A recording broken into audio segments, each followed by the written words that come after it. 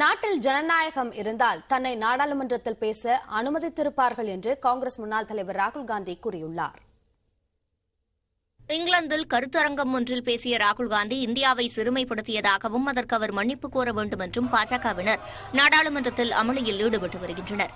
இந்நிலையில் தனது வெளிநாட்டு சுற்றுப்பயணத்தை முடித்துக் கொண்டு நாடு திரும்பிய ராகுல் காந்தி நாடாளுமன்றத்திற்கு வருகை புரிந்தார்.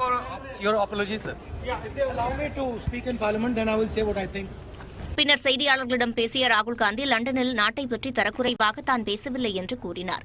இந்திய ஜனநாயகம் செயல்பட்டிருந்தால் தன்னை நாடாளுமன்றத்தில் பேச அனுமதி வழங்கியிருப்பார்கள் என்றும் ராகுல் காந்தி தெரிவித்தார். I went to Parliament this morning with the idea of putting what I have said or what I feel on the floor of the House. 4 ministers have raised allegations against me in Parliament House. It is my right to be allowed to speak on the floor of the House. I requested the Speaker today. I went to his chambers and I requested him and I said, look, I would very much like to speak. I told him that people from the BJP have made allegations against me, and as a member of Parliament, it is my right to speak. He was non-committal. In his way, he smiled. But I'm hopeful that I will be allowed to speak tomorrow. பிரதமர் மோடிக்கு அதானி விவகாரத்தை எதிர்கொள்வதில் அச்சம் இருப்பதாக கூறிய ராகுல், பிரதமர் மோடிக்கும் தொழிலதிபர் அதானிக்கும் என்ன உறவு எனவும் கேள்வி எழுப்பினார். தனது பேச்சை திசை திருப்பி அதானி விவகாரத்தை மூடி மறைக்க மத்திய அரசு முயல்வதாகவும் ராகுல் காந்தி குற்றம் சாட்டினார். And the whole idea is that these questions must not be on the table. And that is why this whole exercise of 4 or 5 ministers, the Prime Minister giving a speech to distract from this fundamental question, which is what is the relationship between the Prime Minister of India and Mr. Adani and his companies, and more importantly, whose money is in these shell companies? Who is this unknown person whose money is in these shell companies? What is his relationship with Mr. Adani? These are the questions. நாடாளுமன்றத்தில் தன் மீது குற்றம் சாட்டிய 4 அமைச்சர்களுக்கு அளிக்கப்பட்ட வாய்ப்பு அவர்களின் குற்றச்சாட்டுக்கு விளக்கமளிக்க தனக்கும் கொடுக்கப்படுமா என்றும் ராகுல் காந்தி வினவினார். Indian democracy was functioning, I would be able to say my piece in Parliament. So, let me speak. Please, let him finish. So actually what you are seeing is a test of Indian democracy. After 4 leaders of the BJP have made an allegation about a member of Parliament, is that member of Parliament going to be given the same space that those 4 ministers have been given, or is he going to be told to shut up? That's what the real question in front of this country is right now. நாட்டின் பிரதான பிரச்சினைகளை மக்களிடமிருந்து திசை திருப்ப மத்திய அரசு முயற்சி செய்து வருவதாகவும் அதானி குறித்து தான் பேசியது அவை குறிப்பிலிருந்து நீக்கப்பட்டதாகவும் ராகுல் காந்தி குற்றம் சாட்டினார். முக்கிய செய்திகள் சிலவற்றை 1 நிமிட செய்தி தொகுப்புகளாக பார்க்கலாம். இந்தியாவின் முப்படைகளுக்கும் 70,500 கோடி ரூபாய் மதிப்பிலான தளவாடங்கள் வாங்குவதற்கு பாதுகாப்பு அமைச்சகம் ஒப்புதல் அளித்துள்ளது. போர்க்கப்பல்களில் பயன்படுத்தப்படும் சூப்பர் சோனிக் பிரம்மோஸ் ஏவுகணைகள் மற்றும் நவீன ஹெலிகாப்டர்களை வாங்க கடற்படைக்கு ஒப்புதல் வழங்கப்பட்டுள்ளது. இதற்கான மதிப்பு மட்டும் 56,000 கோடி ரூபாய் என தெரிவிக்கப்பட்டுள்ளது. இதேபோல் சுகாய் 30 ரக போர் விமானங்களில் பொருத்தி அதிக தூரம் தாக்கும் ஆயுதங்களை விமானப்படை கொள்முதல் செய்ய பாதுகாப்புத்துறை அனுமதி அளித்துள்ளது. ராணுவத்திற்கு அதிநவீன பீரங்கிகள் வாங்குவதற்கும் ஒப்புதல் அளிக்கப்பட்டுள்ளது. கடலோர காவல் படைக்கு 9 துருவ் ரக ஹெலிகாப்டர்கள் வாங்கப்பட இருப்பதாகவும் குறிப்பிடப்பட்டுள்ளது. 2022-23 நிதியாண்டில் பாதுகாப்புத்துறைக்கு 2,71,000 கோடி ரூபாய் மதிப்பிலான தளவாடங்களை வாங்க ஒப்புதல் அளிக்கப்பட்டுள்ளதாகவும் இதில் 99% உள்நாட்டிலேயே தயாரிக்கப்படுவதாகவும் பாதுகாப்பு அமைச்சகம் தெரிவித்துள்ளது. வாய்ப்பிருந்தால் அமமுக பொதுச் செயலாளர் டிடிவி தினகரனை சந்திப்பேன் என்று முன்னாள் முதலமைச்சர் ஓ பன்னீர்செல்வம் தெரிவித்துள்ளார். தமிழக சட்டப்பேரவை பட்ஜெட் தொடரில் பங்கேற்பதற்காக மதுரையிலிருந்து சென்னைக்கு புறப்படும் முன் விமான நிலையத்தில் செய்தியாளர்களை ஓ பன்னீர்செல்வம் சந்தித்தார். அப்போது பேசிய அவர் சசிகலாவை விரைவில் சந்திப்பேன் என தெரிவித்தார். வாய்ப்பு இருந்தால் உறுதியாக செயல்படுவோம். உறுதியாக கூடிய விரைவில் மீட் பண்ணுவோம். இடைக்கால பொதுச் செயலாளர் சொல்லிட்டு இப்ப தற்போது வந்து ஒரு உறுப்பினர் அட்டையை பதிவு பண்ணி கொடுக்க ஆரம்பிச்சிருக்காங்க. அடுத்து பொதுக்குழு கூட்டி இந்த பொதுச் செயலாளருக்கான அடுத்த நடவடிக்கை திரு எடப்பாடி பழனிசாமி எடுக்கிறாரு. இதை எப்படி பாக்குறீங்க நீங்க? அவர்களுடைய நடவடிக்கைகள் ஆரம்பத்திலிருந்தே இன்று வரை சட்ட நீதிக்கு புறம்பாகத்தான் நடைபெற்றுக் கொண்டிருக்கின்றது அனைவருக்கும் தெரியும். பொதுக்குழு தீர்ப்பை பற்றி கருத்து கேட்டபோது தாங்கள் மக்கள் தீர்ப்பை எதிர்நோக்கி சென்று கொண்டிருப்பதாக தெரிவித்தார். கடலூர் மாவட்டம் வேப்பூர் அருகே தென்னமரக்கள்ளை பிரசாதமாக பெண்கள் பருகும் வினோத திருவிழா கோலாகலமாக நடைபெற்றது. வண்ணத்தூர் எனும் கிராமத்தில் அமைந்துள்ளது அங்காள பரமேஸ்வரியம்மன் ஆலயம். இந்த ஆலயத்தில் ஆண்டுதோறும் நடைபெறும் மாசி மாத திருவிழாவின் முக்கிய நிகழ்வான தென்னை மர பூஜை வழிபாடு நடைபெற்றது.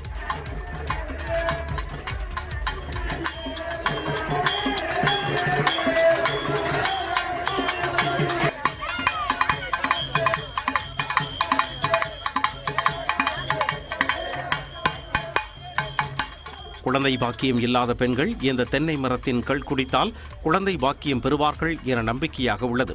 அதன்படி பூஜைகளுடன் தென்னை மரத்திலிருந்து இறக்கப்பட்ட கல்லை ஏராளமான பெண்கள் பருகி வழிபட்டனர்.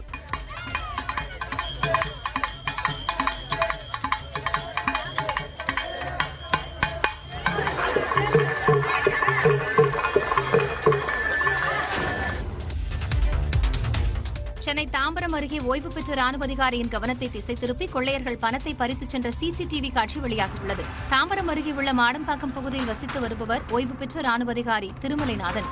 இவர் தனது வங்கிக் கணக்கிலிருந்து 80,000 ரூபாய் பணத்தை எடுத்துக்கொண்டு இருசக்கர வாகனத்தில் சென்றுள்ளார். வீட்டின் அருகே உள்ள கடையில் இஸ்திரிக்கு கொடுத்த துணியை வாங்கிக் கொண்டிருந்தார். அவரை பின்தொடர்ந்த ஒருவர் திடீரென 10 மற்றும் 20 ரூபாய் நோட்டுகளை வீசியுள்ளார். இது உங்களது பணமா என திருமலைநாதனிடம் கேட்டுள்ளார். அவர் தனது பணம் இல்லை என கூறிய அதே நேரத்தில் துணி அயனிங் செய்து கொண்டிருந்த பெண் தனது பணம் என சொல்லி எடுக்கச் சென்றுள்ளார்.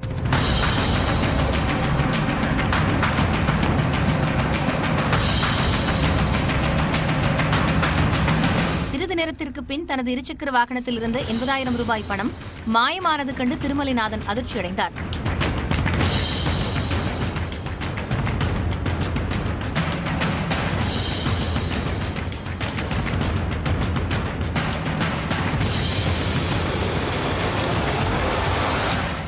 ரூபாய் நோட்டுகளை வீசிய நபர் பணத்தை திருடிச் சென்றது தெரியவந்துள்ளது. இது தொடர்பான சிசிடிவி காட்சிகளை கொண்டு சேலையூர் குற்றப்பிரிவு போலீசார் விசாரணை நடத்தி வருகின்றனர்.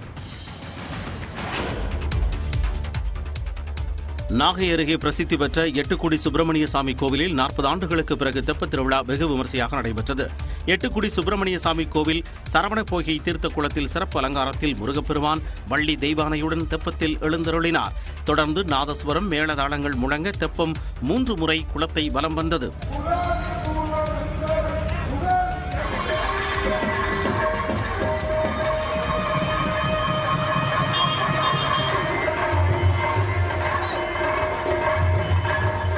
ஆண்டுகளுக்கு பிறகு நடைபெறும் தெப்ப உற்சவத்தில் பல்லாயிரக்கணக்கான பக்தர்கள் பங்கேற்று முருகப்பெருமானை தரிசனம் செய்தனர். முருகன் நாங்கள் டெய்லி மனசில் நினச்சிக்கிட்டு தான் இருக்கோம். முருகன் எல்லாருக்கும் நல்ல வழி காட்டுறாங்க, எங்களுக்கும் காட்டுறாங்க, நாங்களும் நல்லா இருக்கோம். அதனைத் தொடர்ந்து பக்தர்களுக்கு அன்னதானம் வழங்கப்பட்டது. சுமார் 100க்கும் மேற்பட்ட போலீசார் பாதுகாப்பு பணியில் ஈடுபட்டனர்.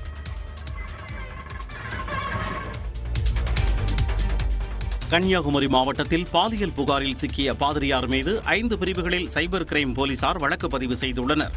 கன்னியாகுமரி மாவட்டம் கொல்லங்கோடு அருகே பாத்திமா நகர் பகுதியைச் சேர்ந்தவர் பாதிரியார் பெனடிக் ஆண்ட்ரோ. 30 வயதான இவர் குளித்துறையை தலைமையிடமாக கொண்ட கத்தோலிக்க திருச்சபையில் பாதிரியாராக பணியாற்றி வந்தார். இந்நிலையில் பாதிரியார் பெனடிக் பெண்களுடன் நெருக்கமாக இருக்கும் புகைப்படங்கள் மற்றும் வீடியோக்கள் சமூக வலைதளங்களில் கடந்த சில நாட்களாக வேகமாக பரவி வருகிறது. இந்த நிலையில் பேச்சிப்பாறை பகுதியைச் சேர்ந்த 18 வயது நிரம்பிய இளம்பெண் ஒருவர் பாதிரியார் மீது புகார் அளித்துள்ளார். அதில் பெனடிக் ஆண்ட்ரோ பேச்சிப்பாறை சர்ச்சில் பாதிரியாராக இருந்தபோது தான் பிரார்த்தனைக்காக சென்றதாகவும் அப்போது பாதிரியார் தன்னிடம் தவறான கண்ணோட்டத்துடன் மோசமாக நடந்து கொண்டதாகவும் தெரிவித்துள்ளார். மேலும் வாட்ஸ்அப் மூலம் இரட்டை அர்த்த மெசேஜ்கள் மற்றும் ஆபாச புகைப்படங்களை அனுப்பியதாகவும் புகாரில் குற்றம் சாட்டியிருந்தார். அந்த புகாரின் அடிப்படையில் பாதிரியார் பெனடிக் ஆண்ட்ரோ மீது நாகர்கோவில் சைபர் கிரைம் போலீசார் வழக்கு பதிவு செய்துள்ளனர். பாலியல் உணர்வை தூண்டுவது, பெண் வன்கொடுமை, சமூக வலைதளங்களில் ஆபாச போட்டோக்கள் அனுப்புதல் உள்ளிட்ட 5 பிரிவுகளில் அவர் மீது வழக்கு பதிவு செய்யப்பட்டுள்ளது. இந்நிலையில் விசாரணைக்கு அழைக்கப்பட்ட பாதிரியார் பெனடிக் ஆண்ட்ரோ தலைமறைவானார். அவரை போலீசார் தேடி வருகின்றனர். கர்நாடக மாநிலம் பெங்களூரு HSR லே அவுட் பகுதியில் சாலையை தோண்டும் போது கெயில் குழாய் வெடித்ததில் வீடுகளில் இருந்த 3 காயமடைந்தனர். சில வீடுகளும் சேதமடைந்தன. பெங்களூரு HSR லே அவுட் பகுதியின் செக்டார் 7 பகுதியில் பெங்களூரு குடிநீர் விநியோகம் மற்றும் கழிவுநீர் வாரிய பணிகள் நடைபெற்று வந்தன. நேற்று காலை 9 மணி அளவில் குடிநீர் வாரிய அதிகாரிகள் பள்ளம் தோண்டிக் கொண்டிருந்தனர். அப்போது திடீரென கெயில் குழாயில் இருந்து வாயு கசிந்து தீ விபத்தும் ஏற்பட்டது. இதில் 2 வீடுகள் சேதமாகின. வீடு ஒன்றின் வெளியே நிறுத்தி வைக்கப்பட்டிருந்த இருசக்கர வாகனமும் சேதமடைந்தது. இதன் சிசிடிவி காட்சி வெளியாகியுள்ளது. அனுமதியின்றி கெயில் குழாய் இருந்த இடத்தில் குடிநீர் வடிகால் வாரிய ஒப்பந்ததாரர்கள் தோண்டியதால் இந்த சம்பவம் நடந்ததாக கூறப்படுகிறது. விபத்து நடந்த அடுத்த 5 நிமிடங்களில் ஊழியர்கள் சென்று தீயை அணைத்ததாகவும் நிலைமையை கட்டுக்குள் கொண்டு வந்ததாகவும் கெயில் நிறுவனம் விளக்கமளித்துள்ளது. பாரத் ஜோடோ யாத்திரையில் பாலியல் வன்கொடுமை குறித்து ராகுல் காந்தி பேசியதற்கு விளக்கம் கோரி டெல்லி காவல்துறையினர் நோட்டீஸ் அனுப்பியுள்ளனர். கன்னியாகுமரியிலிருந்து காஷ்மீர் வரை காங்கிரஸ் நாடாளுமன்ற உறுப்பினர் ராகுல் காந்தி தேச ஒற்றுமை பயணத்தை மேற்கொண்டார். கடந்த ஜனவரி 30ஆம் தேதி இப்பயணத்தை ஸ்ரீநகரில் நிறைவு செய்த ராகுல் காந்தி கொட்டும் பணியில் உரையாற்றினார். அப்போது பாலியல் வன்கொடுமைக்கு ஆளான பெண்கள் காவல்துறையை அணுகுவதற்கு அஞ்சுவதாக அவர் பேசினார். बहुत सारी ऐसी भी महिलाएं थी जिन्होंने मुझे बोला कि उनके साथ बलात्कार हुआ है, उनको किसी ने मोलेस्ट किया है, उनके किसी रिश्तेदार ने उनको मोलेस्ट किया है। और जब मैं उनसे बोलता था बहन मैं पुलिस को बताऊं, तो मुझे कहती थी राहुल जी पुलिस को मत बताइए, हम चाहते हैं कि आपको ये बात मालूम हो मगर पुलिस को मत बताइए. ராகுல் காந்தியின் இந்த பேச்சை சுட்டிக்காட்டி டெல்லி காவல்துறையினர் பல்வேறு கேள்விகளுடன் அவருக்கு நோட்டீஸ் அனுப்பியுள்ளனர். குறிப்பாக பாதிக்கப்பட்டவருக்கு நீதி கிடைக்கும் நோக்கில் அப்பெண்கள் குறித்த தகவல்களை ராகுலிடம் காவல்துறையினர் கோரியுள்ளனர். வரும் 20ஆம் தேதி ஆஜராகுமாறு தெலுங்கானா முதலமைச்சர் சந்திரசேகர ராவின் மகள் கவிதாவிற்கு அமலாக்கத்துறை மீண்டும் சம்மன் அனுப்பியுள்ளது. டெல்லி அரசின் மதுபான கொள்கையில் ஊழல் நடந்திருப்பதாக தொடுக்கப்பட்ட வழக்கை சிபிஐ மற்றும் அமலாக்கத்துறை விசாரித்து வருகிறது. இது தொடர்பாக டெல்லி அமைச்சர் மணீஷ் சிசோடியா உள்ளிட்ட 12 பேரை கைது செய்துள்ள சிபிஐ விசாரணை மேற்கொண்டு வருகிறது. இந்த வழக்கில் தெலுங்கானா மாநில முதலமைச்சர் சந்திரசேகர ராவின் மகள் கவிதா மீதும் குற்றம் சாட்டப்பட்டுள்ளது. இதனால் கடந்த மார்ச் 11ஆம் தேதி டெல்லி அமலாக்கத்துறை அலுவலகத்தில் ஆஜரானார். அவரிடம் 9 மணி நேரம் விசாரணை நடைபெற்றது. இதையடுத்து அமலாக்கத்துறையின் சம்மனுக்கு தடை கோரி உச்சநீதிமன்றத்தில் கவிதா மனு தாக்கல் செய்தார். இதில் சம்மனுக்கு தடை விதிக்க நீதிபதிகள் மறுத்துவிட்டனர். இந்நிலையில் 2வது முறையாக வியாழக்கிழமை ஆஜராக சம்மன் அனுப்பியிருந்த நிலையில் கவிதா ஆஜராகவில்லை. இதனால் வரும் 20ஆம் தேதி ஆஜராகுமாறு தெலுங்கானா முதலமைச்சர் சந்திரசேகர ராவின் மகள் கவிதாவிற்கு அமலாக்கத்துறை மீண்டும் சம்மன் அனுப்பியுள்ளது.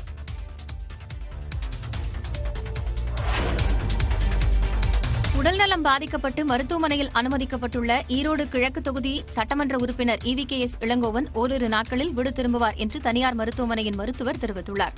ஈரோடு கிழக்கு தொகுதி சட்டமன்ற உறுப்பினர் EVKS இளங்கோவனுக்கு புதன்கிழமை மாலை மூச்சுத் திணறலுடன் நெஞ்சுவலி ஏற்பட்டது. இதையடுத்து அவர் போரூரில் உள்ள தனியார் மருத்துவமனையில் அனுமதிக்கப்பட்டார். அங்கு தீவிர சிகிச்சை பிரிவில் அவருக்கு இதயம் மற்றும் மூச்சுத் திணறல் சம்பந்தமான சிகிச்சைகள் அளிக்கப்பட்டன. இந்நிலையில் EVKS இளங்கோவனை மக்கள் நல்வாழ்வுத்துறை அமைச்சர் மா சுப்பிரமணியன் நேரில் சந்தித்து நலம் விசாரித்தார். அதன் பிறகு அமைச்சருடன் மருத்துவமனை மருத்துவர்கள் செய்தியாளர்களை சந்தித்தனர்.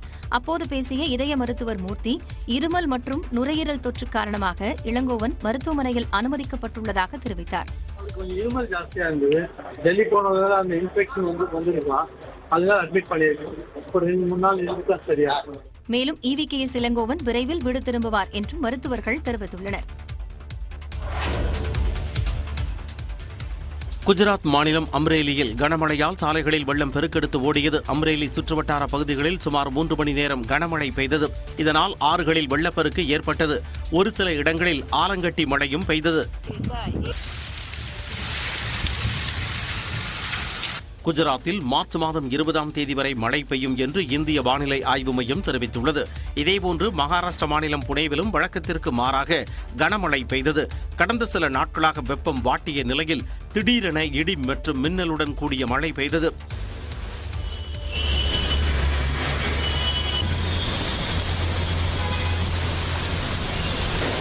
புனேவில் கனமழை பெய்து வரும் நிலையில் இந்திய வானிலை ஆய்வு மையம் ஆரஞ்ச் அலர்ட் விடுத்துள்ளது. இதனிடையே காஷ்மீர், மேற்கு வங்கம், சத்தீஸ்கர், மகாராஷ்டிரா, கர்நாடகா உள்ளிட்ட மாநிலங்களில் ஒரு சில இடங்களில் ஆலங்கட்டி மழை பெய்ததாக இந்திய வானிலை ஆய்வு மையம் தெரிவித்துள்ளது.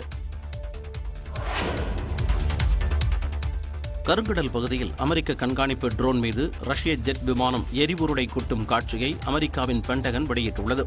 MQ-9 என்கின்ற கண்காணிப்பு ட்ரோன்களை அமெரிக்கா கருங்கடல் பகுதியில் களமிறக்கி இருந்தது.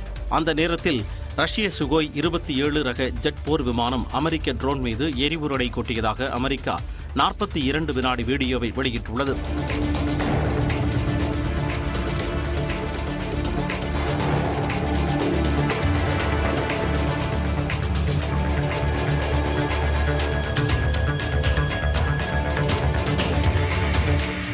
சில நொடிகளில் MQ-9 ரக ட்ரோனின் ஒரு பிளேடு உடைந்ததாக அமெரிக்கா தெரிவித்துள்ளது.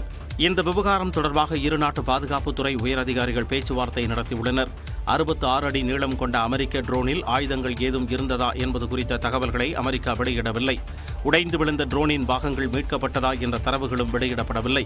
கடலில் விழுந்ததாக சந்தேகிக்கப்படும் அதிநவீன ட்ரோன் $32 மில்லியன் மதிப்பு கொண்டதாகும். உக்ரைன் மீது ரஷ்யா போர் நடத்தி வரும் சூழலில் அமெரிக்க கண்காணிப்பு ட்ரோன் மீது ரஷ்ய விமானம் மோதிய காட்சி சர்ச்சையை ஏற்படுத்தியுள்ளது. கடலூரில் மாநகராட்சி ஊழியர்கள் ஒரு சிலருக்கு லஞ்சம் வாங்க உடந்தையாக இருந்ததாக கட்டுமான நிறுவன உரிமையாளர் உள்ளிட்ட 4 பேர் மீது லஞ்ச ஒழிப்புத்துறை போலீசார் வழக்கு பதிவு செய்துள்ளனர். கடலூரில் வீடுகள், வணிக வளாகங்கள் கட்ட அனுமதி வழங்க அதிகாரிகள் மக்களிடமிருந்து நேரடியாக லஞ்சம் வாங்காமல் தனியார் கட்டுமான நிறுவனங்கள் வாயிலாக லஞ்சம் பெறுவதாக புகார் எழுந்தது. இதையடுத்து கடந்த புதன்கிழமை மாநகராட்சி அலுவலகம் மற்றும் புதுப்பாளையம் பாரதி சாலையில் உள்ள 4 கட்டுமான நிறுவனங்களில் லஞ்ச ஒழிப்புத்துறை போலீசார் சோதனை நடத்தினர். இதில் கணக்கில் வராத 5 லட்சம் ரூபாய் பணம் மற்றும் முக்கிய ஆவணங்கள் சிக்கின. மாநகராட்சி அலுவலகத்தின் கிளை போல இந்த கட்டுமான நிறுவனங்கள் இயங்கி வந்தது கண்டுபிடிக்கப்பட்டது. மேலும் குறிப்பிட்ட நிறுவனங்களிலிருந்து அரசு முத்திரைகளும் பறிமுதல் செய்யப்பட்டன. இதையடுத்து மாவட்ட ஆய்வுக்குழு அலுவலர் கீதா லஞ்ச ஒழிப்புத்துறையில் புகார் அளித்தார். புகாரின் பேரில் மாநகராட்சி ஊழியர் சாரதாம்பாள், கட்டுமான நிறுவனத்தின் உரிமையாளர் ஆறுமுகம் மற்றும் அவரின் மனைவி மீதும் மற்றொரு கட்டுமான நிறுவனத்தின் உரிமையாளர் முருகமணி ஆகிய 4 பேர் மீதும் வழக்குகள் பதிவு செய்யப்பட்டன.